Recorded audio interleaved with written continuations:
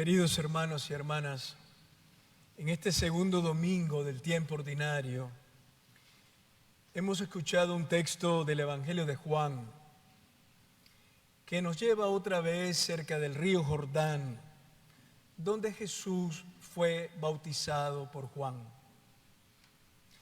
A diferencia de los evangelios de Mateo y Lucas, el Evangelio de Juan no relata el evento del bautismo, sino que más bien se centra en la reacción del bautista después de haber bautizado a Jesús. En el centro del Evangelio de hoy está la palabra de Juan Bautista. En este Evangelio Jesús aparece silencioso, no dice una sola palabra. Es solo la voz de Juan la que escuchamos. Jesús solo es presentado por el profeta del Jordán.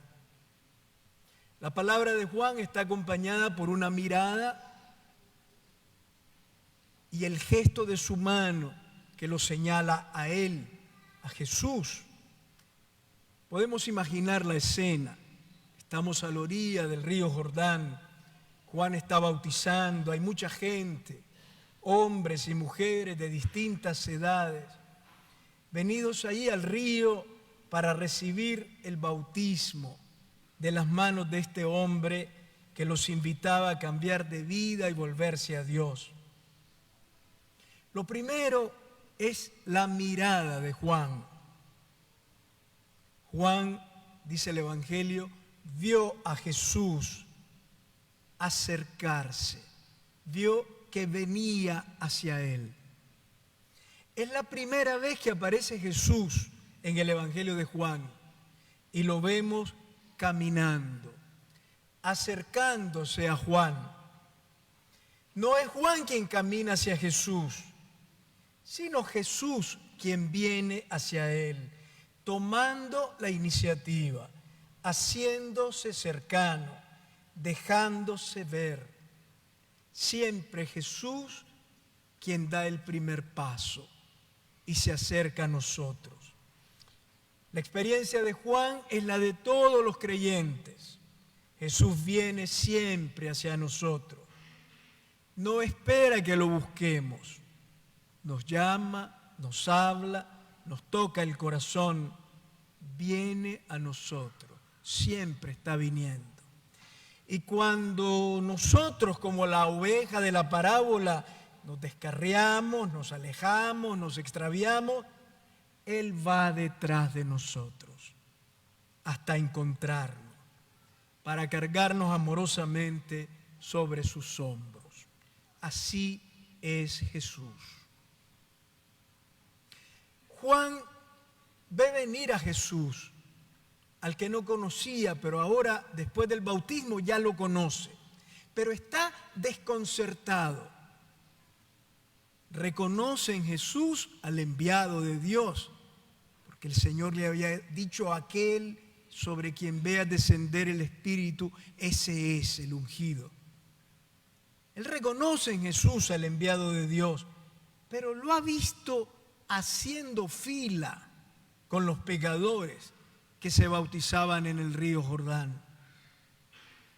El Mesías esperado se ha manifestado de una forma impensable, inimaginable, en medio de los pecadores, incluso bautizándose como ellos.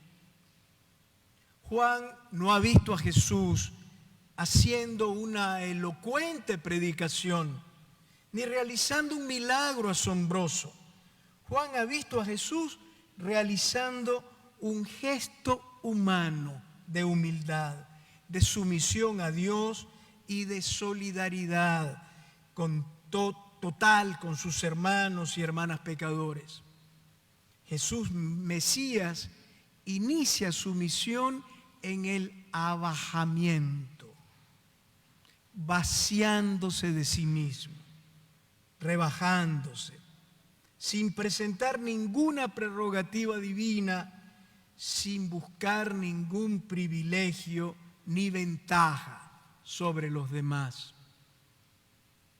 El Mesías es el líder de Dios, el líder por excelencia, aquel que está llamado a conducirnos a todos, a la humanidad entera, a la salvación. El Mesías de Dios ejerce su liderazgo salvador sin ponerse por encima de nadie, ni buscando sobresalir. Los auténticos líderes no se colocan por encima de la gente, ni son distantes de los demás. Sienten como suyos los dolores y tristezas, las alegrías y esperanzas de la gente.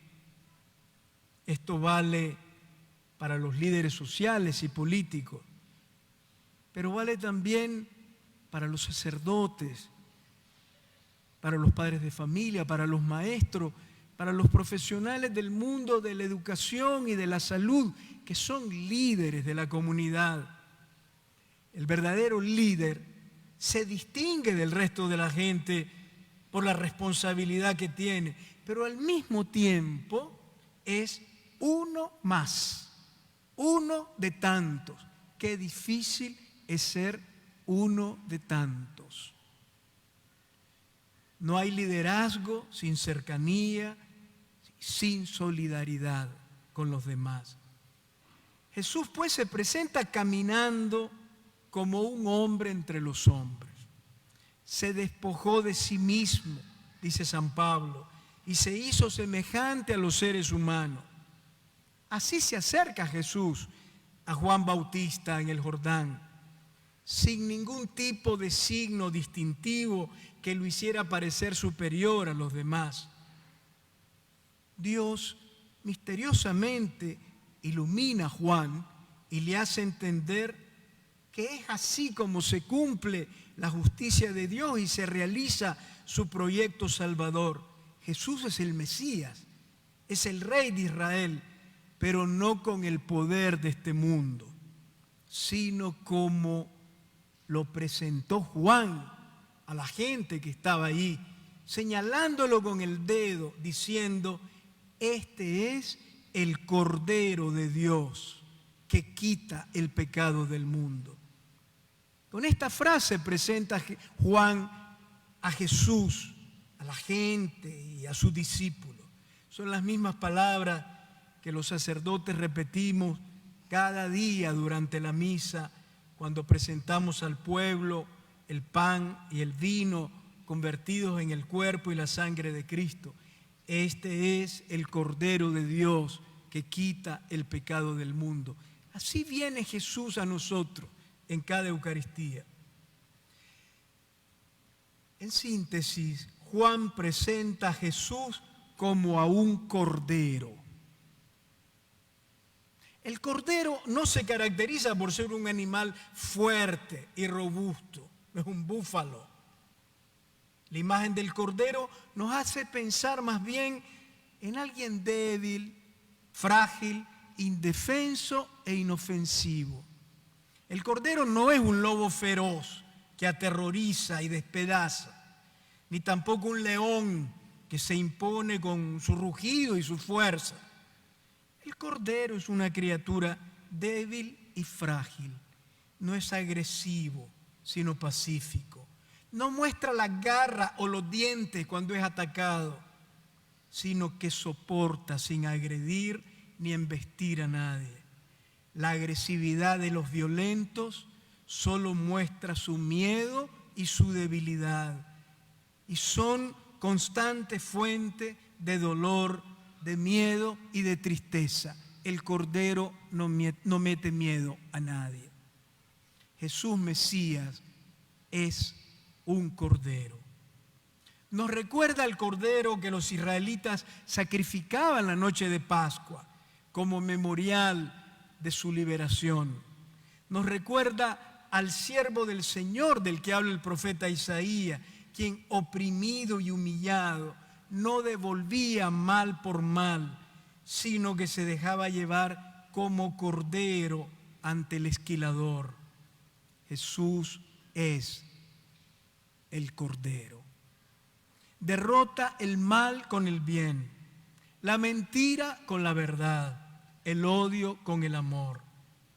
Por eso Jesús no solo nos ofrece de parte de Dios el perdón de nuestros pecados, sino que los quita, los arranca de raíz, pero sin atentar nunca contra nuestra libertad, sin imponerse con severidad, ni castigando nuestros errores.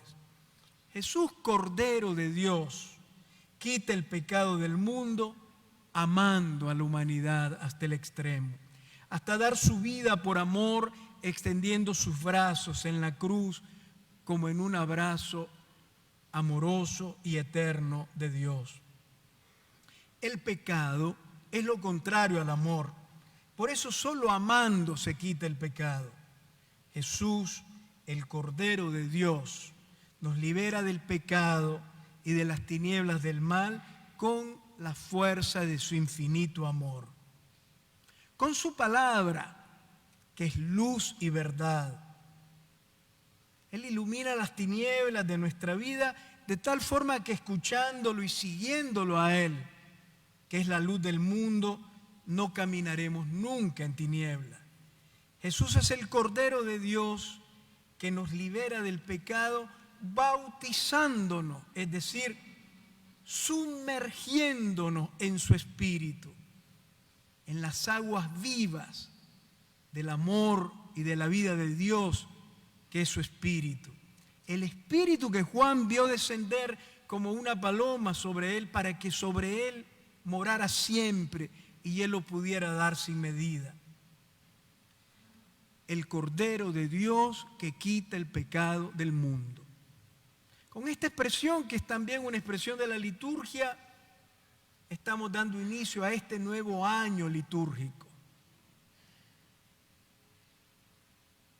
Y es como todo un signo, esta expresión, de lo que vamos a vivir a lo largo del año. El pecado no es tanto desobediencia a una ley religiosa o simplemente una ofensa a Dios. El pecado es la ruptura con el amor, es el rechazo del amor. Pecamos cuando le damos la espalda a Dios como nuestro Padre. Y por lo tanto, tampoco tratamos a los demás como hermanos. Pecamos cuando nos cerramos al amor infinito y a la verdad y a la luz de Dios.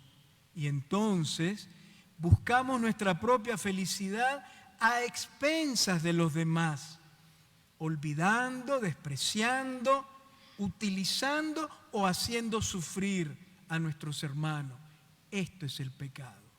Un pecado que está en el corazón del hombre, pero también en la sociedad, en las instituciones, en las modas, en las leyes, el pecado del mundo. Creer en Jesús no es solo abrirnos al perdón redentor de Dios, sino colaborar con Él para quitar el pecado que domina a la humanidad. Somos seguidores del Cordero de Dios que quita el pecado del mundo. Sigámoslo y dejémonos transformar por su Espíritu. Allí donde hay maldad, pongamos bondad y ternura. Allí donde reina la agresividad y la violencia, pongamos ternura y luchemos por la reconciliación y la justicia. Cambiemos la soberbia en humildad y la búsqueda de prestigio en deseos de servir y tender la mano a los otros. Sigamos a Jesús y colaboremos para que se cumplan las promesas de Dios, para que el dolor y la incertidumbre del presente se conviertan en un pórtico luminoso hacia un futuro mejor, para que los corazones heridos sean vendados y que los ojos cegados puedan finalmente ver la luz. Amén.